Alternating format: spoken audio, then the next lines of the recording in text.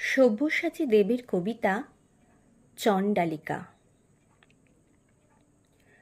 মা, দিগন্তে তাকিয়ে দেখো, রক্তিম মেঘে সর্বনাশের আভাস। ওই সর্বনাশের আগুন পেরিয়ে আমার দুয়ারে এসে দাঁড়ায়নি কোনো আনন্দ।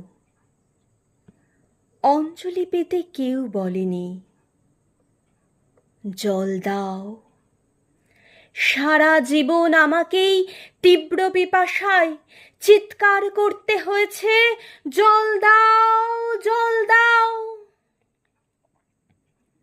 চৈত্রের মধ্য দুপুরে পাখিরাও ডানা গুটিয়ে নেয়। দূর শহরের রাস্তায় বাবুদের ভিড় নেই। গাঁয়ের কুকুরগুলো ঢুকে যেতে চায় উঠোনের ছায়ায়।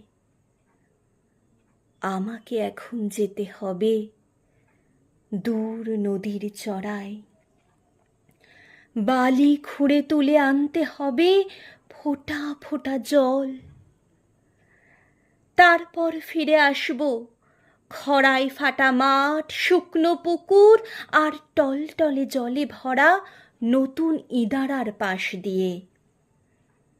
বাবুদের ইদারা। তৃষ্ণায় ডুবে যায় আমাদের গোটা গাঁ। কুকুর আর মানুষের জিভ ঝুলে পড়ে, আর বাবুদের ইদারায় বাবুদের ছেলেদের স্নান। আমার শরীর জ্বলে যায় চৈত্রের খরায়। মা, আমি এক চণ্ডালিকা। বাঁকুড়া, পুরুলিয়া, রাঢ়ের হাহা করা মাঠ ফাটিয়ে বিহারের তপ্ত প্রান্তর চিরে আমি চিৎকার করছি, জল দাও। আর আমার সারা শরীরে রক্ত উঠে আসছে মাথায়।